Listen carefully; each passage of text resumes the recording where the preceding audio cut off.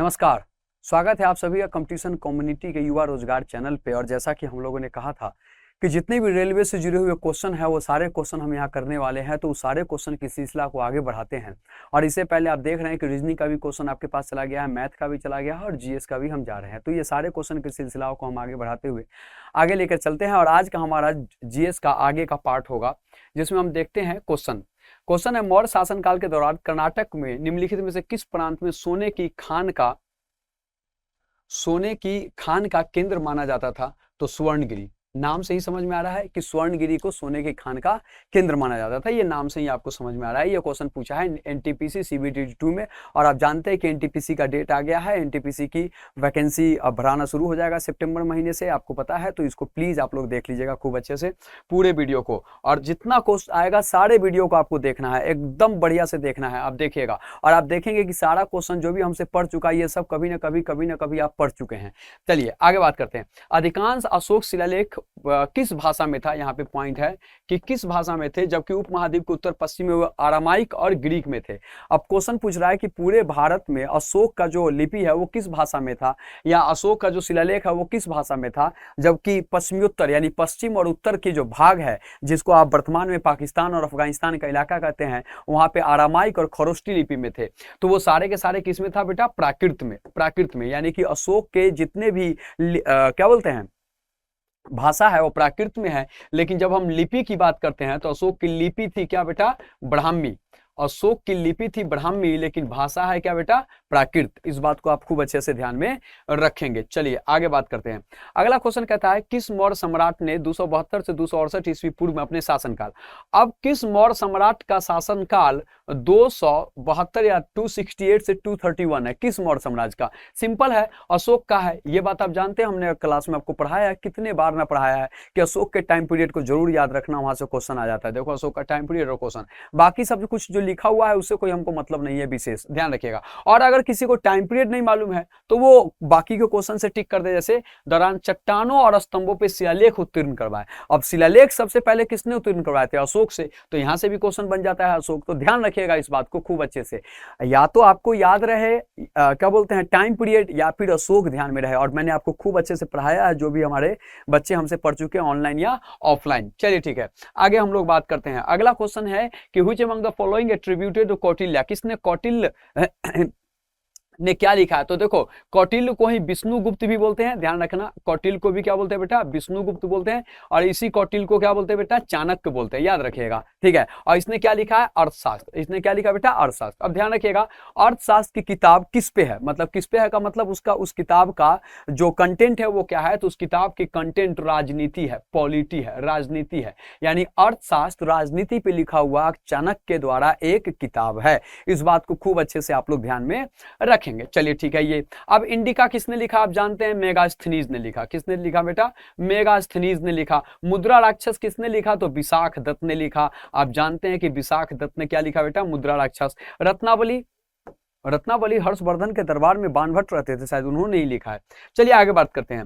अगला पॉइंट है कि the Sarnath land capital erected the modern rural Ashoka was made up of, किसके बने? मैं जो सारनाथ का पूरा जो आपको जानते हैं 4 लाइन वाला जो हमारा नेशनल इम्बेलम है, आपको पता है ना हमारा नेशनल इम्बेलम, ध्यान रखिएगा, नेशनल इम्बेलम जिसको हम बोलते हैं राजकीय चिन्ह। और इसमें क्या बोलते हैं कि 4 शेर वाला चिन्ह जो अशोक स्तंभ जिसको बोलते हैं, वो पूछता है कि किससे बना है, कहां से लिया गया? तो सारनाथ। ये बोले किससे बना है? तो बलुआ पत्थर से बना है। सिंपल है। आप जानते हैं कि अशोक ने जितने भी स्तंभ बनवाए थे सब एक ही पत्थर का स्तंभ था। और इस पत्थर के ऊपर में सिर्फ, मतलब उस स्तंभ के ऊपर में कुछ ना कुछ आपका यहाँ पे जोड़ दिया जाता था, ध्यान रखिएगा। लेकिन पूरा स्तंभ एक ही पत्थर का अशोक बनवाता था। और ये सारे स्तंभ कहां से लाए गए हैं बेटा? ये सारे चुनार के खान से लाए गए हैं, उत्तर प्रदेश के चुनार से, ध्यान रखिएगा।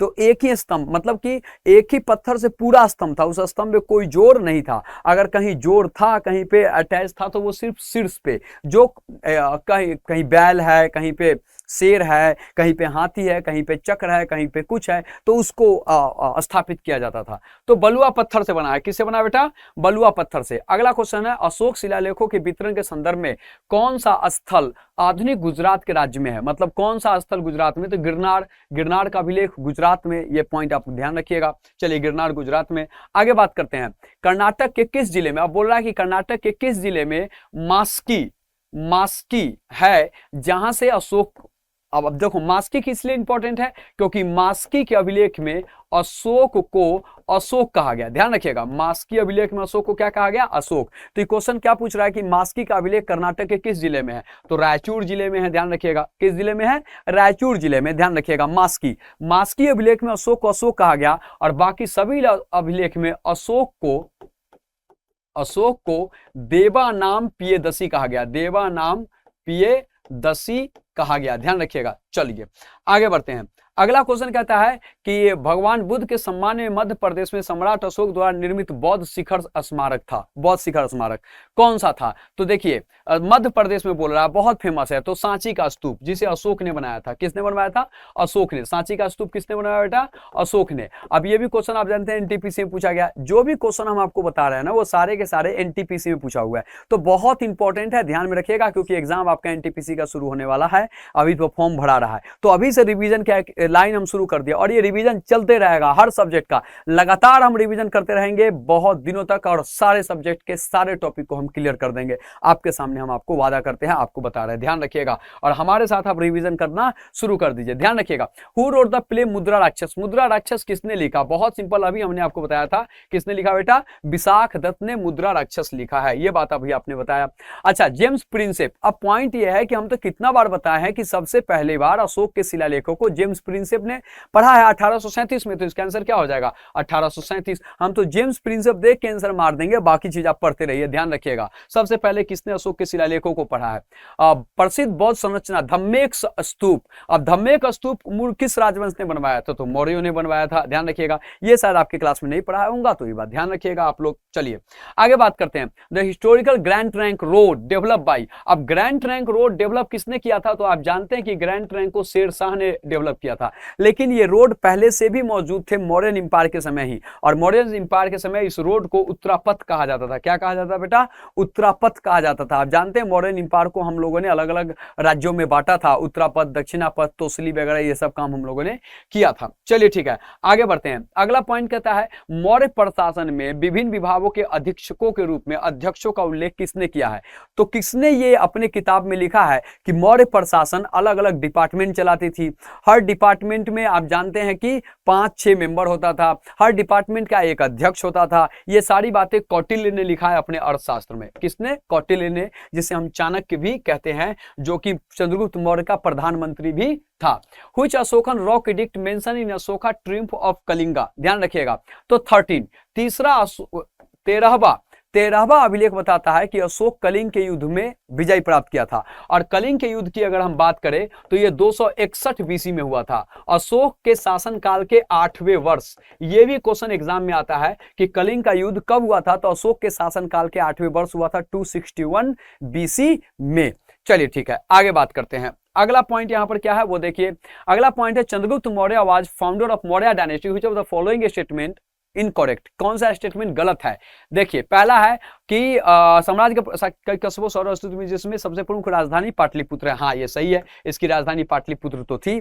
दूसरा, बैरम खां, अरे बैरम खां यहाँ कहां से आ गया? यही गलत हो गया, यानी कि इसका आंसर क्या हो जाएगा बेटा? ध्यान रखो, इसका आंसर यही हो जाएगा। बैरम खां तो अकबर का संरक्षक था, तो यहाँ पे चंद्रगुप्त के समय में आप बैरम खां को कहां ले आए? यही गलत हो गया, इनकरेक्ट, गलत, बात खत्म, आगे पढ़ने की जरूरत ही नहीं है कि आगे क्या ऑप्शन में आपको दिखा रहा है। अगला point, which of the following king was the father of Sanghamitra, अब अशोक के 2 बेटा था, संघमित्रा और महेंद्र, एक बेटा एक बेटी था, संघमित्रा और महेंद्र, और इसको कहां भेजा था? श्रीलंका भेजा था। किस लिए श्रीलंका भेजा था बेटा? तो श्रीलंका में भेजा था अशोक बौद्ध धर्म के प्रचार प्रसार के लिए, और एक बोधि वृक्ष लेके गया था, उस बोधि वृक्ष को श्रीलंका में लगाया, और उस बोधि वृक्ष के जो है ना पीढ़ियां अभी भी वहां पे मौजूद हैं।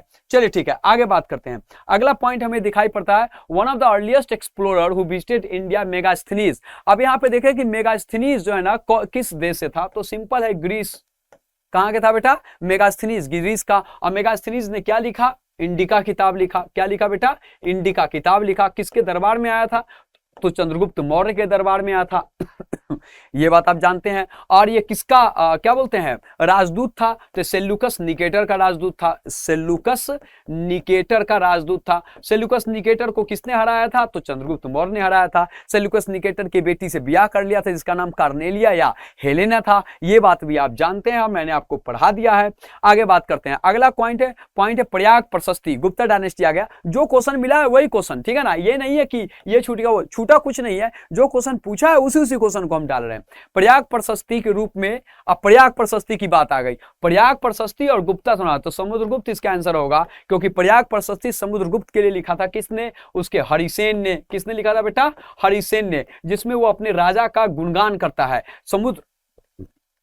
समुद्रगुप्त के बारे में आपको बात कर दे तो इसे भारत का नेपोलियन कहा जाता है। क्या कहा जाता है बेटा? भारत का नेपोलियन। ये भी बात मैंने आपको आपके क्लास में बताया है। जो भी मेरे से क्लास किए हैं वो जानते हैं कि समुद्रगुप्त को भारत का नेपोलियन कहा जाता है। और ये सारी बात बताया हुआ है, आप बस सिर्फ मेरे साथ क्वेश्चन कर लीजिए एकदम आराम से, और ये लगातार चलते रहेगा। अभी फॉर्म आप भरना शुरू कर दीजिए। सितंबर में फॉर्म आ गया, पूरा फॉर्म को भरना शुरू कर दीजिए और मेरे साथ क्लास करते रहिए, रिविजन अपना करते रहिए, और आप देखिए कि कितना आप सुकून में रहेंगे। मैं हर टॉपिक करूंगा, हर सब्जेक्ट से करूंगा, ध्यान में रखिएगा। चलिए ठीक है, आगे बात करते हैं। अगला क्वेश्चन है, which of the following one of the 9 James of Chandragupta के। अब कौन 9 नवरत्न है? अब सबसे पहले तो चंद्रगुप्त द्वितीय का नवरत्न की बात हो रही है, तो वो इसमें कौन है? तो इसमें बड़ा मिहिर चंद्रगुप्त द्वितीय के नवरत्न, बड़ा मिहिर चंद्रगुप्त द्वितीय के क्या बेटा? नवरत्न। अब इन्हीं के नवरत्न में कालिदास भी थे, शंकु भी था, छनपक भी था, बड़ा मिहिर भी था, उसके बाद अमर सिंह भी था। तो ये सारे इनके क्या थे बेटा? नवरत्नों में से एक थे। बेताल पचीसी, बेताल भट्ट था, ठीक है ना। तो ये सब इनके नवरत्नों में से थे। चलिए ठीक है, आगे बात करते हैं। अगला क्वेश्चन का, name the daughter of the most prominent ruler early history Chandragupta द्वितीय। अब चंद्रगुप्त द्वितीय के बेटी का नाम क्या है? तो प्रभावती गुप्त। ये क्या ही पॉइंट है, प्रभावती गुप्त। चंद्रगुप्त द्वितीय की बेटी का नाम प्रभावती गुप्त है। ध्यान रखिएगा, इसकी शादी बकाटक के राजा से करवाया था, बकाटक वंश के राजा से, प्रभावती गुप्त। ध्यान रखिएगा, ये क्वेश्चन एग्जाम में आपका पूछा है तो मैं आपको बता दिया। भुक्ति, भोग, वैश्य, विधि, मंडल, ये सब क्या है? तो ये सब एडमिनिस्ट्रेटिव यूनिट है। यानी कि ये एडमिनिस्ट्रेटिव यूनिट का मतलब क्या होता है, ऐसे समझ लीजिए, जैसे भी क्या है, देश है, देश राज्य है, जिला है, ठीक है ना, और क्या बेटा, ब्लॉक है, और क्या बेटा, पंचायत है, और क्या बेटा, गांव है। तो देखो, गांव से पंचायत बना, पंचायत से ब्लॉक बना, ब्लॉक से जिला बना, जिला से राज्य बना, राज्य से देश बना। बिल्कुल उसी तरीके से भुक्ति, भोग, भाग, विश्व, विधि और मंडल, ये क्या है? सभी की सभी प्रशासनिक इकाई है। किसके समय के? गुप्तों के समय के, याद रखिएगा। चलिए आगे बात करते हैं। अगला पॉइंट नालंदा यूनिवर्सिटी की बात है। अब नालंदा यूनिवर्सिटी की स्थापना किसने किया? पूरा क्वेश्चन पढ़ने की जरूरत नहीं है, सिवाय देख रहा है कि नालंदा यूनिवर्सिटी का फाउंडर पूछ रहा है, कुमारगुप्त प्रथम। नालंदा यूनिवर्सिटी का फाउंडर कुमारगुप्त है। और नालंदा यूनिवर्सिटी पढ़ने में कौन आया था? बहुत फेमस, नालंदा यूनिवर्सिटी में आया था ह्वेनसांग, बड़ा फेमस व्यक्ति है, और ये भारत में लगभग 17 साल रहा था, याद रखिएगा। और ह्वेनसांग ने भारत के लिए एक किताब लिखा था, CU की। और ह्वेनसांग किसके समय आया था? हर्षवर्धन के समय आया था, और उस समय नालंदा यूनिवर्सिटी में रहकर के इसने पढ़ाई किया था, और उसके किताब का नाम है CU की। ह्वेनसांग की किताब का नाम है CU की। नालंदा यूनिवर्सिटी में रह के पढ़ाई किया था, जिसकी स्थापना कुमारगुप्त ने कहा था। और बौद्ध धर्म का शिक्षा पाया था। कौन से धर्म का? बौद्ध धर्म का शिक्षा किसने लिया था? ह्वेनसांग ने लिया था, ठीक है ना। और यहाँ से बहुत सारे जो शिक्षा बौद्ध धर्म से जुड़े हुए किताबें थे, टेक्स्ट था, उसको लेकर के चाइना गया था। ये चाइना का यात्री था ह्वेनसांग, याद रखिएगा। हम लोग बात कर रहे हैं नालंदा यूनिवर्सिटी और उसकी स्थापना कुमारगुप्त। आगे बात करते हैं। इस बार जो भी G20 की मीटिंग हुई थी, उसमें जो नालंदा यूनिवर्सिटी है ना, उसी को दिखाया था टूटे हुए नालंदा यूनिवर्सिटी को। किसने? आपके नरेंद्र मोदी ने अपने G20 के मीटिंग में। आपको ध्यान रखिएगा, जब अंतिम मीटिंग चल रही थी, अंतिम भोज चल रही थी। और नालंदा यूनिवर्सिटी को तोड़ा किसने? बख्तियार खिलजी ने। नालंदा यूनिवर्सिटी को किसने तोड़ा? किसने बर्बाद किया? बख्तियार खिलजी ने। उसी के नाम पे बिहार में नालंदा के पास बख्तियारपुर रेलवे स्टेशन भी है, ध्यान रखिएगा। चलिए आगे। Which period has been described as the golden age of Indian history. अब इंडियन हिस्ट्री का गोल्डन एज एज किसे कहते हैं? तो गुप्ता काल को। क्या किसको कहते हैं बेटा? गुप्ता काल को कहते हैं। आप जानते हैं जब हम गुप्ता पढ़ाए थे उसी समय हमने बताया था कि Gupta age is called golden age of Indian history. चलिए ठीक है, आगे बात करते हैं। अगला क्वेश्चन कहता है which of the following king of Gupta empire also got veena. अब कौन बीना बजाने में होशियार था? अच्छा, समुद्रगुप्त। समुद्रगुप्त बीना बजाने में होशियार था, याद रखिएगा, ये क्वेश्चन एग्जाम में बहुत आ रहा है। और ये इससे एक और क्वेश्चन पूछा है कि कौन संगीत प्रेमी था? तो संगीत प्रेमी भी कौन था? समुद्रगुप्त, क्योंकि बीना बजाने में होशियार था। ध्यान रखिएगा, संगीत प्रेमी, ऐसा करके भी क्वेश्चन पूछा है समुद्रगुप्त के बारे में। और समुद्रगुप्त को क्या कहा जाता था? भारत का नेपोलियन कहा जाता था। ध्यान रखिएगा, यह बात मैंने आपको पहले बता दिया है। ध्यान रखिएगा, समुद्रगुप्त के दरबार में कौन कवि था? हरिसेन था। यह बात भी मैंने बता दिया, हरिसेन। ठीक है, ये सब आपको पढ़ाया हुआ है, सब जानते हैं आप, बस आप क्वेश्चन कीजिए। अच्छा, समुद्रगुप्त से जुड़े शिलालेखों वाले इलाहाबाद स्तंभ की ऊंचाई कितनी है? तो इलाहाबाद स्तंभ की ऊंचाई 35 फीट है। 35 फीट है, 35 फीट है। चलिए आगे बात करते हैं। अगला क्वेश्चन है कि 4वीं शताब्दी ईसा पूर्व की शुरुआत में गुप्तों ने एक छोटा सा राज्य स्थापित किया। कहां? तो बहुत सिंपल है, ये मगध में स्थापित किया। कहां? मगध में, क्योंकि उनकी राजधानी वही थी। तो मगधों में एक राज्य उसने स्थापित किया और वो राज्य को बड़ा बनाया। अब आते हैं वर्धन डायनेस्टी, हर्षवर्धन के बारे में। Which dynasty did Harshvardhan belong? बहुत सिंपल है, पुष्यभूति डायनेस्टी, जिसे वर्धन डायनेस्टी भी कहते हैं। पुष्यभूति वंश, जिसे वर्धन वंश भी कहते हैं। ध्यान रखिएगा। और अगला क्वेश्चन है नगानंद, एक संस्कृत नाटक। अब बचाने के लिए सम्राट को जिम्मेवार ठहरा, मतलब कि नागानंद नाटक किसने लिखा है? नागानंद नाटक, तो ये लिखा किसने? हर्ष ने। ध्यान रखिएगा, हर्ष के दरबार में एक कवि होता था जिसका नाम था बाणभट्ट। हर्ष के दरबार में क्या था? कवि एक बाणभट्ट था। और हर्ष खुद भी बहुत अच्छा लेखक था। ध्यान रखिएगा, हर्ष। तो बाणभट्ट ने 3 किताबों की रचना किया था, हर्ष ने 2 किताबों का, नागानंद और शायद रत्नावली। और बाणभट्ट ने किया था Harshacharita,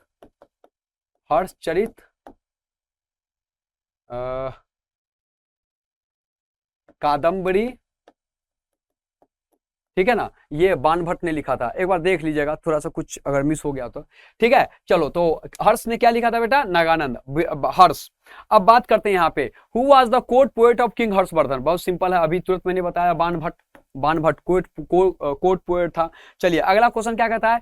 which Chinese traveller came and stayed in Nalanda both the student and teacher? अभी मैंने बताया कि कौन सा चीनी यात्री था जो भारत में आया था और नालंदा यूनिवर्सिटी में ज्ञान प्राप्त किया था? वेनसांग। कौन था बेटा? वेनसांग। इसके बारे में मैंने बताया। इसके किताब का नाम फिर से मैं बताता हूं, CU की। अपने इस किताब में इसने भारत के बारे में विस्तृत वर्णन किया है। यहां से जाने के बाद जब ये चीन वापस चला गया, 17 साल तक रहा भारत में, 17 साल, और जब ये वापस गया तो वहां पर इस किताब लिखा और उसमें भारत के बारे में विस्तृत वर्णन करता है वेनसांग।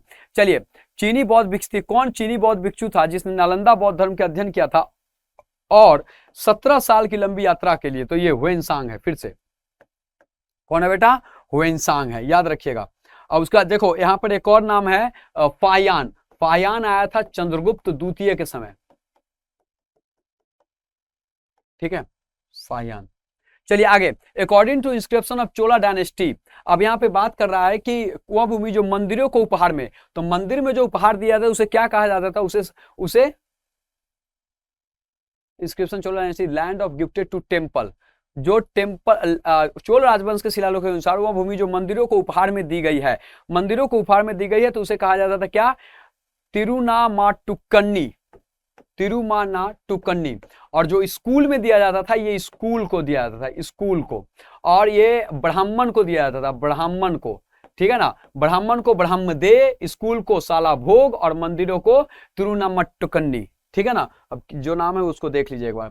अगला क्वेश्चन है, which of the following temple India called as great living Chola temple? महान जीवित चोल टेंपल किसे कहा जाता है? तो ये बृहदेश्वर टेंपल है, ध्यान रखिएगा, तंजावुर में। और इसी को राज राजेश्वर टेंपल भी बोलते हैं, राज राजेश्वर मंदिर भी बोलते हैं। राज राजेश्वर मंदिर जिसे राज राजा ने बनवाया था, राज राजा ने बनवाया था। ध्यान रखिएगा, चोलों का सबसे महत्वपूर्ण शासक है राज राजा। चोलों का एक और महत्वपूर्ण शासक है राजेंद्र प्रथम, लेकिन इसने ध्यान रखिएगा राज राजा ने बृहदेश्वर मंदिर बनवाया था तंजौर में, और ये तंजौर चोलों की राजधानी थी। ध्यान रखिएगा, ये तंजौर क्या है बेटा? राजधानी है चोलों का, ध्यान रखिएगा, वहां पे बृहदेश्वर मंदिर का निर्माण कराया था, ध्यान रखिएगा इस बात को। अगला क्वेश्चन हम लोग देख रहे हैं तंजौर पेंटिंग। अब नाम आ गया तंजौर ही, अब तंजौर आ गया नाम तो इसका मतलब इसका आंसर हो जाएगा क्या बेटा, चोल। तंजौर नाम आ गया तो इसका आंसर हो जाएगा चोल, बहुत सिंपल है। अब इसको आप कुछ भी पढ़ते रहिए, इसका आंसर चोल ही होगा। अगला क्वेश्चन कह रहा है कि चोल शिलालेख में वर्णित स्कूल के रखरखाव के लिए, अब स्कूल के लिए मैंने बताया साला भोग, इस साल भोग, क्या साल भोग, अब ब्राह्मण दे का मतलब ब्राह्मणों को दिया जाता था, ध्यान रखिएगा, तो साल भोग हो गया। चलिए अब ये जो हमने आपको किया, ये चोलों के बारे में और मौर्यों के बारे में, गुप्तों के बारे में, वर्धन के बारे में, ये आपके प्रीवियस ईयर क्वेश्चन पेपर हर क्वेश्चन में आप देख सकते हैं, एनटीपीसी हर क्वेश्चन में। तो ध्यान रखिएगा एनटीपीसी का फॉर्म भराना शुरू हो गया है, प्रीवियस ईयर क्वेश्चन हम कर रहे हैं। अब ध्यान रखिएगा, अब हमारे साथ आप जुड़े रहे, जब तक फॉर्म भराएगा तब तक हम आपको पढ़ा देंगे, ठीक है ना। उसके बाद फिर हम दूसरा एक कोई वीडियो सीरीज ला करके आपका रिवीजन करा देंगे और आपके सिलेक्शन को पक्का कर देंगे। आप सिर्फ मेरे साथ जुड़े रहिए प्रीवियस ईयर को। और चूंकि आप हमसे पढ़ चुके हैं ना, इतिहास पढ़ चुके हैं हमसे, सब्जेक्ट्स वगैरह, तो जब हमसे आप सब्जेक्ट वगैरह पढ़ चुके हैं तो ये आपके लिए आसान हो जाएगा। सिर्फ आप क्वेश्चन आंसर कीजिए, एक बार पढ़ा दिए हैं, दूसरी बार क्वेश्चन आंसर से रिवीजन करा देंगे और तीसरी बार एक बार फिर से एक सीरीज लाकर रिवीजन करा देंगे। और इससे क्या होगा कि आप मजबूत हो जाएंगे और एग्जाम में आप अच्छा से अच्छा करने के लिए तैयार हो जाएंगे। तो ध्यान रखिएगा आप, ये बहुत इंपॉर्टेंट सीरीज आपके लिए लाया जा रहा है। धन्यवाद। अगर आप चाहते हैं अपने कैरियर को एक नई दिशा देना और सुनहरे भविष्य को साकार करना, तो जुड़िए कंपटीशन कम्युनिटी के साथ। आज ही हमारे वेबसाइट के कैरियर पेज पर विजिट करें अथवा डिस्क्रिप्शन बॉक्स पर दिए गए लिंक पर क्लिक करें। हमेशा आपके साथ टीम कोको।